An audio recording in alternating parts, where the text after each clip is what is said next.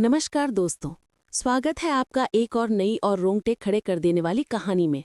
दोस्तों, कहते हैं कि आग और घी को कभी पास नहीं रखना चाहिए, वरना अंजाम बुरा होता है। लेकिन क्या हो जब आग खुद घी के पास चलकर आ जाए? आज की कहानी उत्तर प्रदेश के एक छोटे से शहर सुल्तानपुर की है।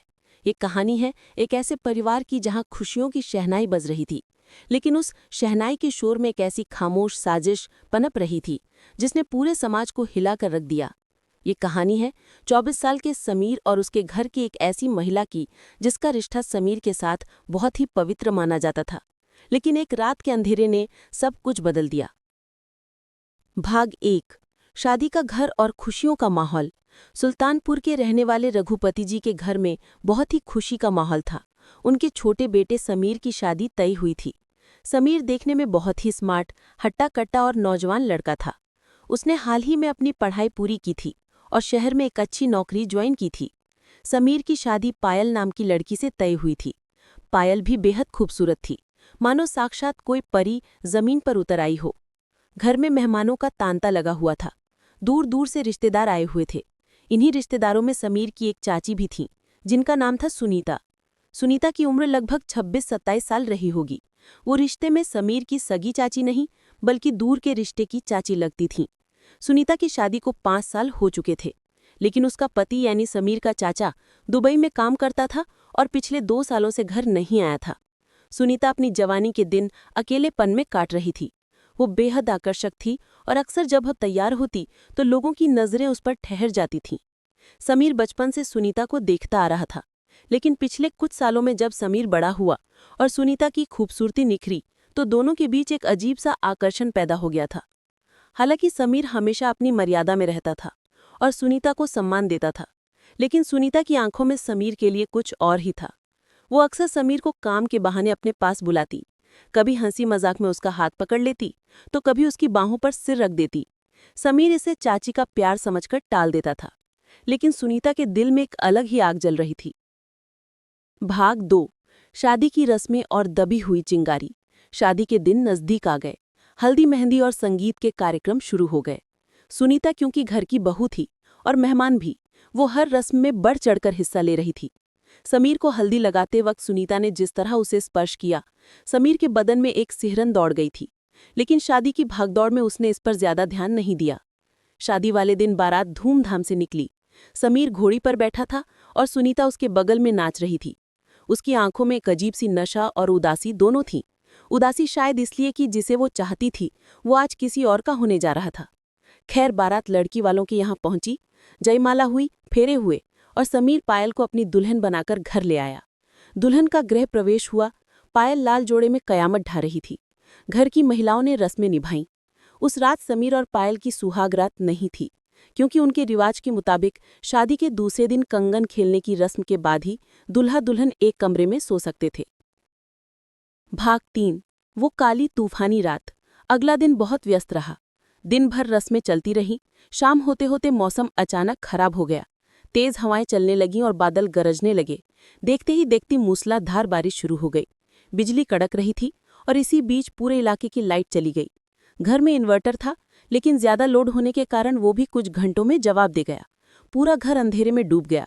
रिवाज के मुताबिक पायल को ऊपर वाले कमरे में भेजा गया, जो विशेष रूप से सजाया गया था। समीर अभी नीचे दोस्तों के साथ था। बारिश की वजह से सारे मेहमान अपने अपने कमरों में जा चुके थे। घर में सन्नाटा पसर गया। रात के करीब 11 बज रहे थे। समीर ने सोचा कि अब उसे भी अपने कमरे में जाना चाहिए। वो सीढ़ियां चढ़कर ऊपर गया। चारों तरफ इतना अंधेरा था कि हाथ को हाथ नहीं सूझ रहा था। समीर धीरे धीरे अपने कमरे के पास पहुंचा। उसने देखा कि कमरे का दरवाजा हल्का सा खुला है। उसने सोचा पायल अंदर सो गई होगी या उसका इंतजार कर रही होगी। भाग 4।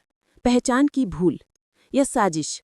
समीर कमरे के अंदर दाखिल हुआ और उसने कुंडी लगा दी। कमरे में गुलाब और मोगरे की खुशबू फैली हुई थी। खिड़की से आती बिजली की हल्की चमक में उसे बिस्तर पर कोई लेटा हुआ दिखाई दिया। लाल साड़ी पहने घूंघट ओढ़े वो महिला करवट लेकर लेटी हुई थी। समीर का दिल जोरों से धड़कने लगा। ये उसकी जिंदगी की नई शुरुआत थी। वो धीरे से बिस्तर के पास गया और बैठ गया। उसने प्यार से उस महिला के सर पर हाथ रखा। महिला ने कोई विरोध नहीं किया, बल्कि उसने समीर का हाथ पकड़कर अपने सीने से लगा लिया। समीर ने सोचा कि पायल शायद शर्मा रही है, लेकिन प्यार जताना चाहती है। अंधेरे और भावनाओं के सैलाब में समीर अपनी सुध-बुध खो बैठा। भाग 5। पैरों तले जमीन खिसकना। तभी अचानक बाहर जोर से बिजली कड़की और उसी वक्त घर की बिजली लाइट वापस आ गई। कमरे में ट्यूबलाइट की तेज रोशनी फैल गई। समीर ने मुस्कुराते हुए अपनी पत्नी का चेहरा देखने के लिए घूंघट उठाया। जैसे ही उसकी नज़र चेहरे पर पड़ी, समीर के हलक से आवाज़ ही गायब हो गई। उसकी आंखें फटी की फटी रह गई। उसका पूरा शरीर कांपने लगा और वो झटके से पीछे हट गया। बिस्तर पर उसकी नई नवेली दुल्हन पायल नहीं थी, वो उसकी चाची सुनीता थीं। सुनीता के चेहरे पर कोई शर्म नहीं थी, बल्कि एक अजीब सी संतुष्टि थी। समीर हकलाते हुए बोला, चाची, आप यहाँ? और पायल कहाँ है? समीर का दिमाग सुन्न हो गया था। उसे समझ नहीं आ रहा था कि उसने ये क्या अनर्थ कर दिया। उसने अपनी ही चाची के साथ, जिसे वो माँ समान मानता था, भले ही उम्र का अंतर कम था पर रिश्ता तो बड़ा था, उसके साथ अपनी सुहागरात मना ली थी। भाग 6। साजिश का खुलासा। सुनीता ने बड़े इत्मीनान से अपनी साड़ी ठीक की और उठकर बैठ गई। उसने समीर की आंखों में देखते हुए कहा, समीर, घबराओ मत। जो हुआ वो कोई गलती नहीं थी, मैंने जानबूझकर ऐसा किया। समीर चिल्लाया, क्या कह रही हैं आप? पायल कहाँ है और आप इस कमरे में कैसे आईं? तब सुनीता ने बताया कि जब लाइट गई थी तो पायल को पेट में दर्द की शिकायत हुई थी और उसे नीचे वाले कमरे में उसकी सास यानी कि समीर की माँ के पास ले जाया गया था। सुनीता ने चालाकी से सबसे कहा था कि वो समीर के कमरे में जाकर बिस्तर ठीक कर देती है और वहीं रुक गई। अंधेरे का फायदा उठाकर वो दुल्हन की जगह लेट गई, ये जानते हुए कि समीर उसे पायल ही समझेगा।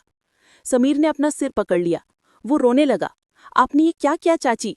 मेरा जीवन बर्बाद कर दिया। मैं पायल को क्या मुंह दिखाऊंगा? चाचा को क्या जवाब दूंगा? सुनीता बिस्तर से उतरी और समीर के करीब आई। उसने कहा, समीर, मैं पिछले 2 सालों से एक जिंदा लाश की तरह जी रही हूँ। तुम्हारा चाचा मुझे पूछता तक नहीं। मैं तुम्हें पसंद करती थी और आज मैंने अपना हक ले लिया। अब तुम पीछे नहीं हट सकते। अगर तुमने किसी को बताया तो मैं कहूंगी कि तुमने जबरदस्ती की है। तुम्हारी नई शादी टूट जाएगी, तुम्हारी इज्जत मिट जाएगी। भाग 7। एक और गलत फैसला। समीर धर्म संकट में फंस गया। एक तरफ उसकी नई नवेली पत्नी पायल थी जो निर्दोष थी, और दूसरी तरफ समाज का डर और चाची की धमकी। सुनीता ने समीर के दिमाग के साथ खेलना शुरू किया। उसने कहा, समीर, सोचो, पायल तुम्हें वो सुख नहीं दे पाएगी जो मैं दे सकती हूँ। हम दोनों एक दूसरे को समझते हैं। मेरे पास बहुत सारे गहने हैं जो मेरे ससुराल वालों ने मुझे दिए थे। हम ये सब लेकर यहाँ से दूर चले जाएंगे, एक नई दुनिया बसाएंगे। समीर, जो अभी अभी हुए वाक्य से सदमे में था और सुनीता के प्रभाव में था, उसकी सोचने की शक्ति खत्म हो चुकी थी। डर और वासना के एक अजीब मिश्रण ने उसे घेर लिया। उसे लगा कि अब वो पायल के साथ वैसे भी नजरें नहीं मिला पाएगा। उसे लगा कि वो अपवित्र हो चुका है। रात के 3 बज रहे थे। घर के बाकी लोग बारिश के कारण गहरी नींद में सोए हुए थे। समीर और सुनीता ने एक खौफनाक फैसला लिया। उन्होंने तय किया कि वो घर छोड़ देंगे। सुनीता ने अपनी अलमारी से सारे भारी जेवर, सोने के हार, कंगन और घर में रखा कुछ कैश निकाला। समीर ने भी अपनी शादी में मिले कुछ पैसे और गाड़ी की चाबी उठाई। भाग 8। फरार और बर्बादी का सफर। बारिश अभी भी हल्की हल्की हो रही थी। समीर और सुनीता चोरों की तरह पिछले दरवाजे से बाहर निकले। समीर ने अपनी बाइक निकाली और सुनीता पीछे बैठ गई। गांव की सीमाओं को पार करते हुए वो शहर की ओर निकल गए। सुबह जब घर वाले जगे तो कोहराम मच गया। दूल्हा गायब था, एक रिश्तेदार सुनीता गायब थी और साथ ही घर के सारे जेवर भी गायब थे। पायल का रो रोकर बुरा हाल था।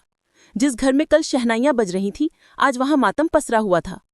समीर के पिता ने पुलिस में रिपोर्ट लिखवाई। गांव में तरह तरह की बातें होने लगीं। किसी ने कहा समीर का पहले से चक्कर था, तो किसी ने कहा सुनीता ने जादू टोना कर दिया। उधर समीर और सुनीता दिल्ली पहुंच गए। उन्होंने किराए का मकान लिया और पति पत्नी की तरह रहने लगे। शुरू के कुछ महीने तो सब ठीक रहा, वो आज़ाद थे। लेकिन कहते हैं ना, पाप की बुनियाद पर बनी इमारत ज्यादा दिन नहीं टिकती। भाग 9। अंजाम। सुनीता के पास जो जेवर थे वो धीरे धीरे बिकने लगे और पैसा खत्म होने लगा। समीर को दिल्ली में कोई ढंग की नौकरी नहीं मिल रही थी क्योंकि उसके पास सर्टिफिकेट्स नहीं थे। वो सब घर छोड़ आया था। दोनों के बीच झगड़े शुरू हो गए। समीर को अब पायल की याद आने लगी थी। उसे अपनी माँ और पिता की याद आती थी। उसे एहसास होने लगा कि क्षणिक सुख के लिए उसने अपना पूरा जीवन और परिवार त्याग दिया। सुनीता भी अब समीर से चिढ़ने लगी थी क्योंकि वो उसकी ज़रूरतों को पूरा नहीं कर पा रहा था। जो आकर्षण चोरी छिपे था वो साथ रहने पर कड़वाहट में बदल गया। लगभग 8 महीने बाद एक दिन समीर के गांव का एक व्यक्ति जो दिल्ली में मजदूरी करता था, उसने समीर को एक बाजार में देख लिया। उसने तुरंत गांव में फ़ोन करके खबर दे दी। पुलिस ने लोकेशन ट्रेस की और दिल्ली पुलिस की मदद से उनके कमरे पर छापा मारा। जब पुलिस वहां पहुंची तो समीर और सुनीता दोनों एक दयनीय हालत में मिले। पैसे खत्म हो चुके थे और वो एक दूसरे को कोस रहे थे। पुलिस दोनों को पकड़कर वापस सुल्तानपुर ले आई। उपसंहार। जब वे थाने पहुंचे तो नज़ारा देखने लायक था। समीर के पिता ने उसे पहचानने से भी इनकार कर दिया। उन्होंने कहा, ये मेरा बेटा नहीं, ये मेरे कुल का कलंक है। पायल को उसके मायके वालों ने पहले ही वापस बुला लिया था और उसकी दूसरी शादी की बात चल रही थी। सुनीता के मायके वालों ने भी उसे अपनाने से मना कर दिया। उसका पति दुबई से वापस आया और उसे तलाक दे दिया।